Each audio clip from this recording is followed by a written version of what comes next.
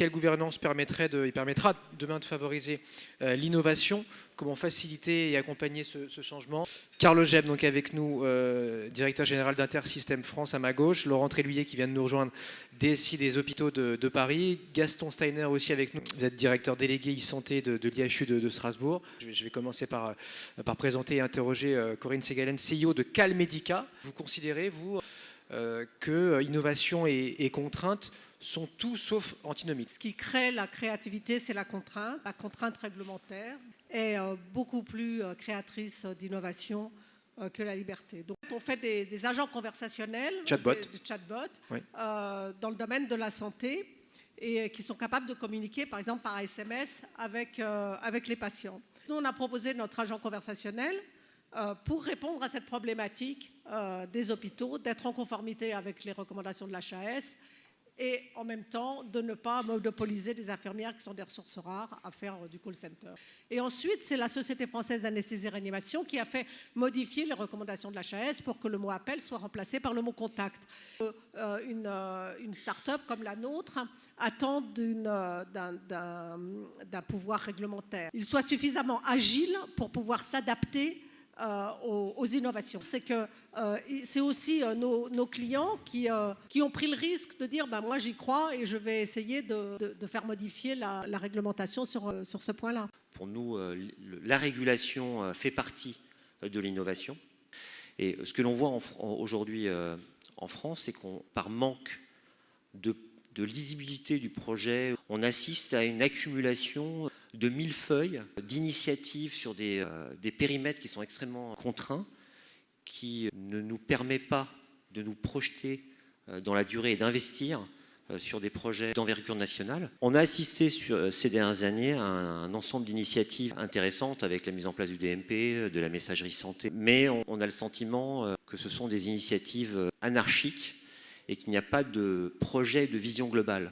Ce que l'on souhaiterait, c'est d'avoir un projet à 10-15 ans avec des livrables, des étapes clairement définies, des moyens qui sont mis à disposition des acteurs publics, mais également des industriels, pour qu'on puisse se projeter et investir. Aujourd'hui, en France, on est incapable d'investir, de recruter, parce qu'on a une visibilité à moins d'un an.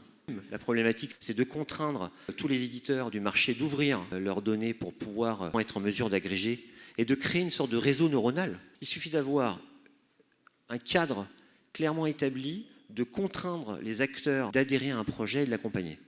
Il y a une vraie responsabilité des éditeurs à nous offrir des produits interopérables respectant les normes qui sont déjà établies. Hier, il y a une vraie responsabilité de notre part à dire on impose ce type de normes et de la part des offreurs de les fournir. Et on a un schéma directeur, on a une visibilité. Où est-ce qu'on va à 4 ans, 5 ans? Je ne sais pas ce que vous allez sortir dans 10 ans. Et ce que va sortir M. Léandri ou Stanislas, ils vont sortir autre chose. Donc, je n'arrive pas à anticiper. Il y a de la marge de manœuvre. Il n'y a pas un grand plan national sur ce qu'on doit installer dans les hôpitaux. Et heureusement. Le rôle de l'État, on en a parlé tout à l'heure, c'est de faire de la norme.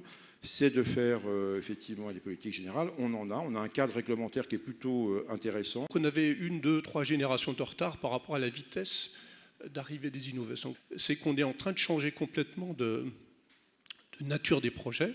On était jusqu'à il n'y a pas longtemps sur des projets d'outillage. Aujourd'hui, on est sur la donnée. Et tous les projets d'innovation aujourd'hui portent sur les données. Comment est-ce qu'on va utiliser, comment on va analyser les données, comment cette analyse des données va contribuer à une meilleure prise en charge des patients. Alors qu'est-ce qu'on va mutualiser justement? En disant aujourd'hui, on se casse le nez sur l'interopérabilité, c'est compliqué. Le ticket d'entrée est élevé parce qu'il faut de l'hébergement de données de santé, parce qu'il y a besoin de sécurité. Et donc on va essayer d'abaisser de ce ticket d'entrée. C'est-à-dire, on va mutualiser tout ça. Les éditeurs viennent nous voir, les hôpitaux sont là, et on va essayer de mettre en place l'interop avec les dossiers patients. Le ticket d'entrée n'est pas négligeable du tout. Et deuxièmement, de les accompagner, ça va être le rôle du pôle de compétitivité. Le code de marché public n'est pas simple. Comment on peut démarrer dans un service, démarrer dans un hôpital, puis étendre, on repasse des appels d'offres, puis on repasse des appels d'offres.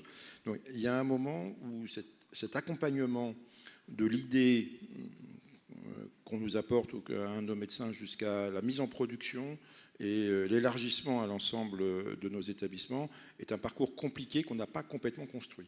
Ça veut dire qu'une innovation, pour nous, quand on voit une innovation, on se dit qu'elle sera mise en production dans 2 ans ou dans 3 ans, ce qui est effectivement un temps extrêmement long. Et en fait, on est dans un paradoxe parce qu'on dit on a des difficultés à accélérer l'innovation, mais il s'avère qu'il y a un ensemble de dispositifs qui sont disponibles pour des jeunes pousses et qui ne sont pas utilisés. Alors oui, il y a de l'innovation, c'est formidable. Le seul problème que l'on a en France, comme on a un manque de visibilité sur le terrain de jeu, aujourd'hui, on est vraiment dans une industrialisation d'époque. Je pense qu'aujourd'hui, la stratégie nationale de santé repose bien sur le système nerveux, de l'innovation et du numérique. C'est déjà un acquis intéressant. Aujourd'hui, l'innovation, elle est médicale, elle est organisationnelle, elle est numérique, elle est donc multidimensionnelle. Et on a beaucoup de mal à innover, à évaluer cette innovation. Si, par chance, on met au point des méthodes d'évaluation... Oui à un label, on est tout à fait favorable à y participer. Enfin, l'ambition est là. Néanmoins, on se rend compte que la mise en œuvre n'est pas aisée. Oui, il faut projeter une nouvelle vision de la relation au patient, mais en parallèle, mettre en œuvre le cadre réglementaire et le cadre économique qui permet d'accompagner cette innovation. On a toujours le sentiment qu'on vit en autarcie. Il y a des retours d'expérience à l'international qui sont très proches du cadre réglementaire français qui démontrent la pertinence de nouveaux outils. Pourquoi ne pas s'inspirer de ce qui a déjà été fait pour encourager l'innovation? On a un écosystème d'acteurs français qui est remarquable et qu'il faut accompagner et permettre l'accélération de leur développement. Et en plus, on a la chance d'avoir une CNIL qui est ouverte et qui discute et qui est là pour favoriser l'innovation et pas la bloquer, mais dans le respect de règles, et je trouve ça tout à fait normal. C'est vrai qu'on collabore beaucoup avec les équipes de la ZIP pour accompagner l'innovation. Toutes ces innovations qui sont portées par la ZIP permettent justement le développement d'usages qui vont encourager l'adhésion des usagers aux outils digitaux. Et c'est vraiment ça qu'il faut encourager. Et donc je voulais en profiter pour remercier l'ensemble des membres de la ZIP qui nous accompagnent au quotidien.